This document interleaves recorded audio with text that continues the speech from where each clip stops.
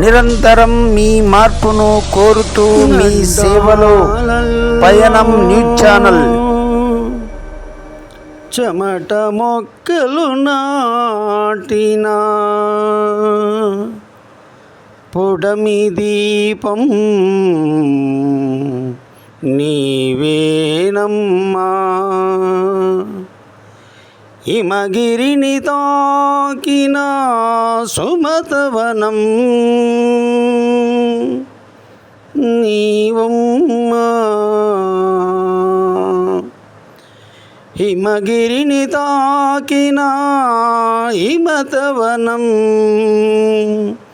నీవమ్మా. నడిచే గాయమా నారీలోకమా శోకపు రూపమా నీ ఒక శాపమా.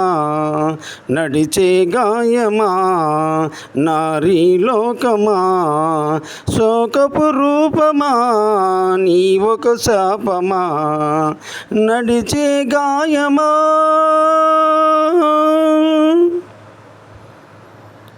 ఇహపరాల బానిసవు తరతరాల వేదనవు బలిదానపు పీఠికవు వెలివాడల నాయకవు. ఇహపరాల బానిసవు తరతరాల వేదనవు బలిదానపు పీఠికవు వెలివాడల నాయకవు. మండుటెడారుల్లోన మల్చు పువ్వు నీవమ్మా. మండుటెడారుల్లోన మల్చు పువ్వు నీవమ్మ. బీడిపడ్డ గుండెల్లో బీజవాణి నీవమ్మ.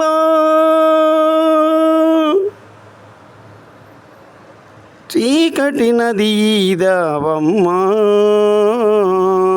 దిక్కుల తీరం తాకావమ్మా. చీకటి నది ఈదావమ్మా దిక్కుల తీరం తాకావమ్మా. నడిచే గాయమా నారీలోకమా శోకపు రూపమా నీ ఒక శాపమా. నడిచే గాయమా. ఇంట్లో వంట చేసుకొని బట్టలు తుక్కొని ఇంట్లో పని చేసుకుంటూ ఉంటారని, కానీ పురుషుల కంటే ఓపికగాను చాకచక్యంగాను తెలివితేటలతోనూ పని చేయగలరనేది రుజువు చేసినటువంటి నేటి సమాజం. ఎంతోమంది మహిళలు ఈరోజు ఇక్కడ పనిచేస్తున్నటువంటి వాళ్ళు కావచ్చు, సెక్టార్లో పనిచేస్తున్నటువంటి వాళ్ళు కావచ్చు, న్యాయ వ్యవస్థలో పనిచేసే వాళ్ళు, ఐపీఎస్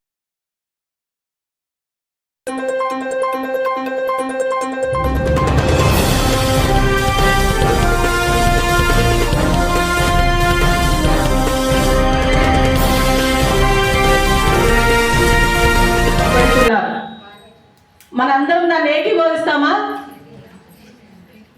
ఉందా ఆలోచన? జరుగుతుందా సమాజంలో?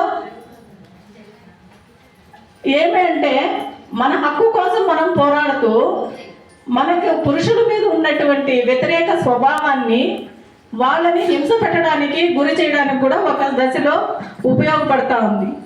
అసలు ఆ ఉపయోగపడడాన్ని మనం ఏం చేయాలంటే, ఎవరైతే నిజంగా ఇబ్బంది పడుతున్నారో, హింసింపబడుతున్నారో, లేదా అఘాయిత్యాలకు గురైనారో, యాసిడ్ దాడులకు గురైనారు, లేదు బలాత్కారానికి గురైనారు, లేదు మేడం అన్నట్టుగా పోక్సో కేసులో ఇన్వాల్వ్ అయిన వాళ్ళని, మరి అండర్ 18 years పిల్లలకి మరి పురుషులు ఏం చేస్తున్నారు? బలాత్కారం చేస్తున్నారు. పురుషులు అంటే డిగ్రీ చదివే పిల్లలు కావచ్చు, ఇంటర్ చదివే పిల్లలు కావచ్చు, ఈరోజు ఆకర్షణకి లోపడి ఆడపిల్లల్ని ఒక ఆకర్షణ వస్తువుగా మాత్రమే చూస్తున్నారు, కానీ వాళ్ళకి విలువలు అనేటివి ఉన్నాయి, మరి సమాజంలో వాళ్ళకి గౌరవం ఉంది అనేది వాళ్ళకి తెలియడం లేదు. కాబట్టి మనము కుటుంబంలో ఒక మహిళలుగా ఆడబిడ్డనైనా మగబిడ్డనైనా సమానంగా చూస్తూ మన కుటుంబంలో ఎంత గౌరవప్రదమంగా మనం బ్రతుకుతున్నామో అటువంటి గౌరవప్రదమంగా మన పిల్లల్ని కూడా పెంచాలి. ఎందుకు బయట ఏ ఆడపిల్లైనా నీ చెల్లో నీ అక్కో అనే భావం వాళ్ళ మైండ్లోకి చిన్నప్పటి నుంచి కూడా మనము కలిగించాలి. ఎవరైనా అబ్బాయి ఉంటే ఆ తమ్ముడుగానో అన్నగానో ఒక ఆడపాప భావించలాగిన వాళ్ళని గౌరవించాలి, ఆ భావన వాళ్ళలో కలిగించాలి. ఇవన్నీ కలిగించాలి అంటే ఇంట్లో తల్లి ప్రథమ గురువు. ఈ ప్రథమ గురువే ఈ విషయాలన్నీ కూడా బిడ్డలకి చెప్పాలి. మన దగ్గర ఉన్న చిన్నపిల్లలు మనం ఏ పని అయితే చేస్తామో ఆ పనిని అనుకరిస్తారు. మనం నీళ్లు పైకి గ్లాస్ తీసుకొని తాగితే అదే చేస్తారు వాళ్ళు. ఏమంటాడు, దాన్ని అనుకరిస్తాడు. అంటే మా తల్లి చేస్తా ఉంది, నేను చెయ్యాలి. కాబట్టి ప్రథమ గురువు ఎవరు? తల్లి. ఈ తల్లి ఇంట్లో భాగస్వామ్యం ఎక్కువ ఉంటుంది. తల్లి ప్రథమ గురువు కాబట్టి మన ఇళ్లలో, మన సమాజంలో మంచి ఆరోగ్యకరమైన వాతావరణం కలిగించే పిల్లల్ని, భవిష్యత్తులో సమాజానికి ఉపయోగపడే పిల్లల్ని మనము పెంచుకొని వాళ్ళకి మంచి అలవాట్లు నేర్పించి సొసైటీలో మంచి పురుషుడిగా, మంచి స్త్రీగా వాళ్ళు రూపుదిద్దబడడానికి అవకాశం మీ తల్లులైన మీరు మహిళలు కల్పిస్తారని. ఎందుకు ఈ మహిళలను మనం గౌరవించుకుంటున్నాం ఈ రోజు అంటే, సమాజానికి ఉపయోగపడే పిల్లల్ని మనం తీర్చిదిద్దుతాం. మన చేతిలో వాళ్ళు తీర్చిదిద్దబడతారు. కాబట్టి మీరు ఇవన్నీ కూడా, పిల్లలు తల్లి బాగుంటే ఇంట్లో పురుషుడు కూడా ఆనందంగా ఉంటాడు, సంతోషంగా ఉంటాడు. ఆయన సంపాదనలో 10 రూపాయలు ఖర్చు పెట్టకపోయినా ఆనందంగా ఎప్పుడైతే మానసికంగా ఉంటారో 10 రూపాయలకు బదులు 20 రూపాయలు సంపాదించాలనే ఆశ కలుగుతుంది. కాబట్టి ఈ అవకాశాన్ని ఇచ్చిన పెద్దలందరికీ కూడా మీకు నమస్కారాలు తెలియజేస్తూ, మరి మంచి మహిళలుగా, మంచి స్త్రీలుగా, కుటుంబాన్ని అభివృద్ధి చెందే ఆడవారిగా మనం ఉండాలని ఈ సమయంలో మన గౌరవ జడ్జి మేడం గారిని మనకు సందేశాన్ని ఇవ్వాల్సిందిగా కోరుకుంటున్నాను.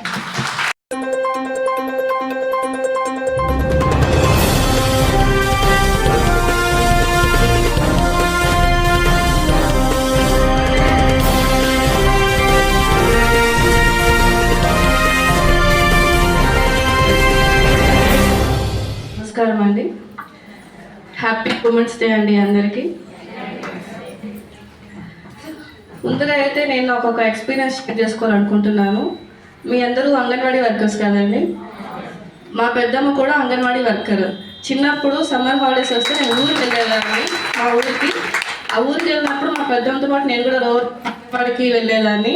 వెళ్ళి అక్కడే టైం స్పెండ్ చేసి అక్కడున్న పిల్లలతో ఆడుకొని, వాళ్ళు ఇచ్చే ఫుడ్ ఉంటుంది కదా, ఎగ్ కానీ ఇంకా వేరే ఫుడ్ కానీ తినేసి బాగా గేమ్స్ అని ఆడుకొని వచ్చేదాన్ని అనమాట. సో నాకు అంగన్వాడీతో కొంచెం అటాచ్మెంట్ ఉంది. ఇప్పుడు కూడా న్యూస్లో ఏ అంగన్వాడీ గురించి న్యూస్ వచ్చినా కానీ అమ్మాయి ఏదో కొన్ని ప్రొటెస్ట్ చేస్తూ ఉంటారు. అమ్మాయి అనుబంధం ఉంది. ఫ్యామిలీ, ఫ్రెండ్స్, టీచర్స్, రిలేటివ్స్ అందరూ ఉంటారు. మరి ఇంతమందిలో ఒక్కరు కూడా తెలియకుండా పోయిందా అమ్మాయి ప్రెగ్నెంట్ అని చెప్పేసి? యాజ్ ఏ ఉమెన్గా మీ అందరికీ తెలుసు, ఒక ప్రెగ్నెన్సీ అంటే చాలా స్టేజెస్ వస్తాయి, డెవలప్మెంట్స్ బాడీలో చాలా వస్తుంది.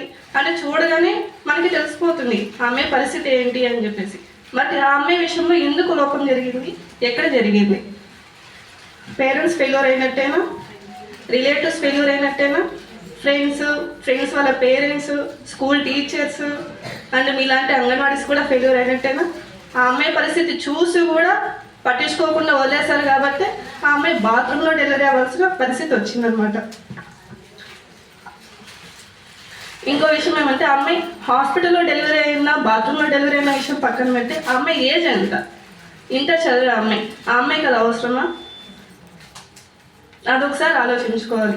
అండ్ ఆ అమ్మాయికి ఆ పరిస్థితి వచ్చింది అంటే ఆ అమ్మాయికి చిన్నప్పటి నుంచి అటువంటి మోటివేషన్ లేకపోయిండొచ్చు, ఎక్కడ తప్పు జరుగుతుందో అమ్మాయి తెలుసుకునే పరిస్థితి అమ్మాయికి లేకపోయిండొచ్చు. అండ్ మిస్గైడ్ అయ్యే ఛాన్సెస్ చాలా ఉంటాయి ఆ ఏజ్లో. ఇందాక మేడం వాళ్ళు చెప్పినట్టు అట్రాక్షన్ ఎక్కువ వస్తుంది అనమాట. అటువంటి టైంలో పేరెంట్స్గా, రిలేటివ్స్గా, మనం అంగన్వాడీ వర్కర్స్గా పిల్లలతో టైం స్పెండ్ చేయాలి. చేస్తేనే వాళ్ళు ఏ వేలో వెళ్తున్నారు, స్కూలింగ్ సైడ్ కరెక్ట్గా ఉన్నారా లేదా అనేది తెలుస్తుంది. ఇంకోటి ఏమంటే, అండ్ జెంట్స్ అండ్ లేడీస్ వాళ్ళు ఎంతవరకు పనిచేస్తున్నారని చూసుకున్నట్లయితే, మన ఫ్యామిలీస్లో హస్బెండ్స్ ఉంటారు, ఫాదర్స్ని మనం చూసుకుంటాము, హస్బెండ్స్ ఉన్నారనమాట. Excuse me.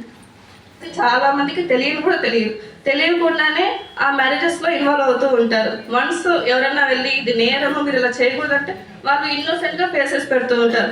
ఇది మా పెళ్ళి, మా బిడ్డ పెళ్ళి, మేము ఇష్టపడి చేస్తున్నాం, మీకేంది అన్నట్టుగా మాట్లాడుతూ ఉంటారు. బట్ అది నేరము వాళ్ళకి తెలియదు. అది మీరు చెప్పాలన్నమాట. కొన్ని క్యాంప్స్ పెట్టి, లీగల్ అవేర్నెస్ క్యాంప్స్ పెట్టి మీరు ఎక్స్ప్లెయిన్ చేస్తారంటే వాళ్ళు కూడా ఐడియా వస్తారు. అంటే అవే కాదు, అట్లాంటివి ఇంకా చాలా ఉంటాయి. అది మీరు ఎక్స్ప్లెయిన్ చేశారంటే సొసైటీ కూడా కొంచెం ఎంపవర్ అవుతుంది. ఈ అవకాశం కల్పించిన వారికి ధన్యవాదాలు.